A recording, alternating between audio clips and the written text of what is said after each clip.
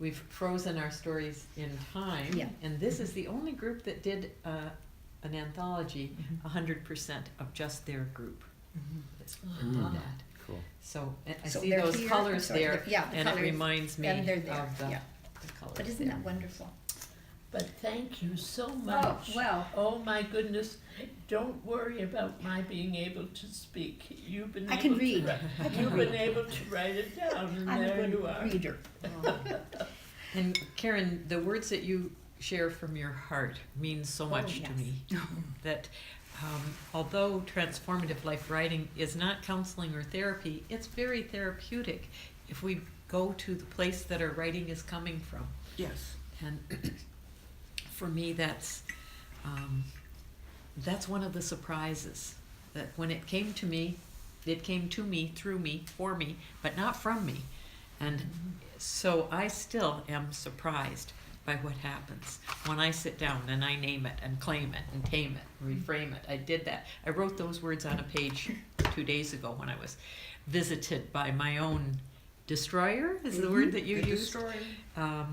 And I wrote those words down and thought, if I can write 2 sentences to name this experience that I'm having, to claim it, to tame it, to reframe it, and to proclaim something new, I can get through this. Absolutely. And it helped me so much that day. It was like having a counselor sitting beside me, just saying, here's what to do. And so I use the tools with gratitude myself. And the stories that people share almost always have some piece of, for me, in your story, in your story, in your story. It's like, oh. And Karen, you always amaze me because you come out with such wisdom. She does. I remember those times we would sit around the table and you'd be very quiet, and then all of a sudden this wonderful piece of wisdom would come out that would be exactly what I was thinking, and you just put your... That's what I was thinking when you were reading. I'm going, Yeah. she's all my points. She's hitting them all. From the, I prefer email as opposed to talking on the phone. You do too? Because when you're talking or when you're trying to explain something, you don't get the interruption. You can change it, and if you just give yourself permission to be honest, which is what people walk around thinking they're honest all the time, but when you take this course and you realize that, I think what happens is when you're brought up, you tend not to question what you're told as you're brought up, and then you grow and you become an adult, and the world around you isn't like we were told that world is going to be, and automatically you think there's something wrong with you, that you don't fit in, and you pull back. And what transformative writing, what it did for me, and I came to it, I think, differently than other people, because I volunteered at a senior center. They were offering the course. They'd asked me if I would facilitate, take the training to facilitate. And it was, I just remember sitting there thinking, I can't do this. I'm not smart enough to do this. These people have it way over me. I have nothing to add. I have nothing to contribute. I think I went to you in tears at the end going, I don't think this is for me. And you said to me, but you're so wise. You talk from the heart. And it was, no one ever said that to me before. And I started writing, and as I'm sitting here listening, I find that when I try to work things out, when I'm very, very stressed, if I write, and it amazes me that when I'm finished and I read it, I don't even remember writing it. It's like something overtakes you, and the honesty that I'm confronted with really started with you saying, give yourself permission. And I'll never forget those words, give yourself permission to write. It's okay. Whatever you feel is okay. And that, after a while, gave me the freedom to do it, and it was transformative for me, because although I always thought I led this honest life, and some people say I'm too blunt because I say exactly what I feel, because what's the point? I realized that I wasn't being totally honest because I was afraid, and I was ruled by fear. And the more we got in transformative writing, they talk about the fear and letting it go, and that you can conquer it, and then hearing other people have the same trepidation. We're having the same fears. We're no different than I am. Common denominator. Didn't matter if they had a university degree and I didn't, because we're all there for the same reason. And that's what it's all about, is to be listened to be heard, and in some ways to be honored by our story, because everybody's got a story if we take the time to listen. And if we listen, then more people will tell the story. And there's nothing more fascinating than other people's stories. So that's one of the things I got from this was it opened my eyes to listen.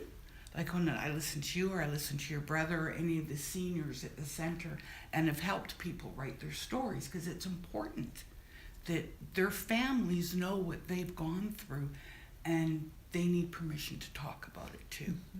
Especially people of your generation, and everything is private. You don't talk about it. You don't share the story.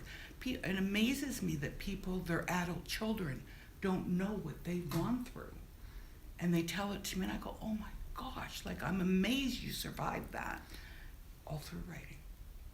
And they don't even realize how their life has affected other people. Yes. I mean, I'm sure that must have happened with you when you started writing and thinking back.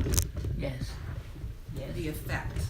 The effects, you're absolutely right. And how you look at them different now that you're writing as opposed to before you were writing. Yes, It's clearer now. yes, yeah, absolutely. And I find writing is very easy.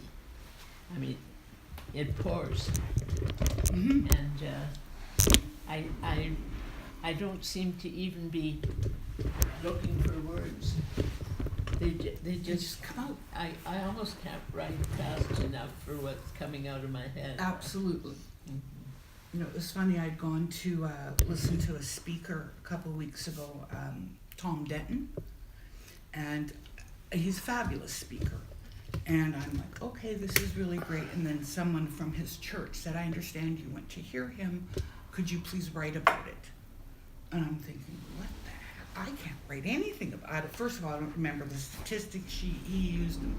Anyways, I did end up writing. I actually felt good about what I wrote. For the first time, I think I was like, oh, this actually sounds good. But I wanted to read it to someone else because my fear was I wasn't doing Tom Denton justice. And so I read it to a couple friends, and all I got was, who knew you could write? I didn't know you had that talent, and you made me feel like he opened a whole new world to you. I said, but he did. I never looked at it the way he explained it, and that was fascinating to me. So they said, well, it came out in your writing. And I remember you used to say that to me, that the experience was there and people could understand and relate. And I always thought if I wrote, everyone's going to go, okay, lock her up. Like, there is something seriously wrong with this woman. So to be able to speak freely, and I've always said to you, when we have these little groups like this, it invigorates me. And then I walk away and I go, well, what's missing from my life? And it's this. So it's like every time I say I'm going to do something about it, I'm going to get a writing group together, and I haven't done it, now it's kind of like, well, we'll have this on the internet, so I think I can do that and get more involved and get a group going now. So it what's the word, stimulates me. It's kind of like, okay, let's go. How fast can we do this? When are we doing that? Like, I want to, yeah. And that's what it was like when I took the course too, though. It was I wanted to do it again and again, because every time you take it, you get something more out of it. And you look at it differently, and it's fascinating how that works. It really blows my mind, the freedom you get from it. And it is freedom. You both raised a really important part about capturing your stories too, to holding your stories and putting them down is so important. I did some life writing stories. Well, they were just life stories. I called them at Deer Lodge Hospital. I was a volunteer and took stories from people who were there and made little books for them. Fascinating. And it was just very informal and just share your story. And I was really literally just describe in their own words whatever they said. And I would get calls later, although it was all done through privacy issues, etc.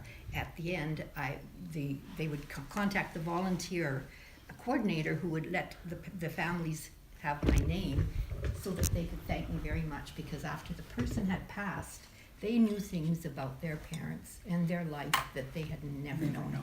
Oh, So just to have that, and I think capturing your stories is a very important part of this whole process as well. yes. I know for me, when you mentioned that, my mom and dad, the last year of their lives, they were in a personal care home in Michigan, and on Sunday night, I would call. Same time, Sunday night, my dad would always act so surprised. Peg, it's Joey! Then I would have a trigger, as you've said, Ruth. If I just asked, tell me a story, they'd say, well, can't think of anything. But if I had something specific, then, and I can remember one night saying to my mom, Mom, tell me about your kitchen when you were, she said, when I was growing up, I look around your kitchen, it's probably just the same. I said, well, did you have a microwave? Oh, no, she said, but we had a wood stove. And I said, I didn't know that. Tell me about the wood stove. And she described it, and she described how her brothers had to cut the wood and bring it in for the wood stove. And she then talked about the times her sister and she played Old Maid. They weren't allowed to play cards, but they were allowed to play Old Maid. And they had a deck of Old Maid cards, and they would put a rug behind the wood stove when it was cold and play Old Maid back there. And many stories began to just pour out. Like you were saying, Ruth, the stories, really, they live inside of us. They're waiting. They're holding their number, waiting their turn, and they just would pour out. So I would write what my mom and dad said, type it, and then I would email it to a friend in Michigan who would take it to them in the personal care home that week, read it to them. If they had any edits, they'd make the changes, and then she gave it to the people who were in charge of the newsletter for that personal care facility. So their stories appeared in the newsletter, and others, the staff and others, would get to know them, and some of the family members of visiting would come and say, oh, we loved your story about this or that. So it was a gift I could give them, even though I was so far away that I really couldn't do anything in person. And this book that came out that year, I put the stories that they told me into this book, and so it was a record for the grandchildren that they haven't met, or the great-grandchildren that won't know them except for the stories. And I think how much I would love to have my great-grandmother's stories, to have a little snapshot to look into her life and to know that's what she played Old Maid behind the wood stove with her sister.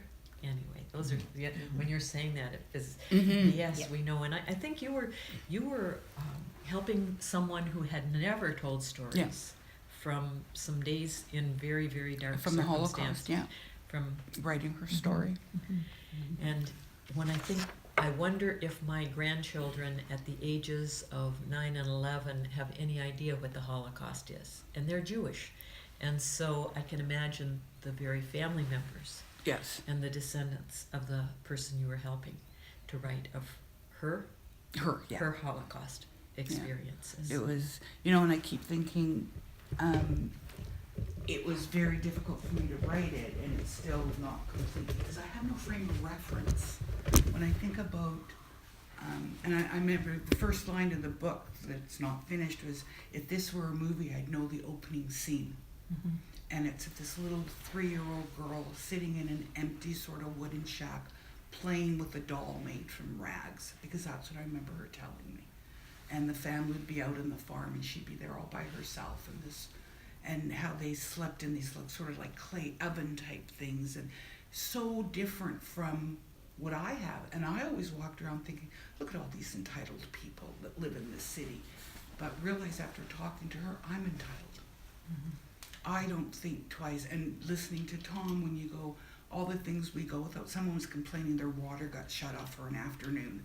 And I thought, for an afternoon, some people have to walk miles to get clean water.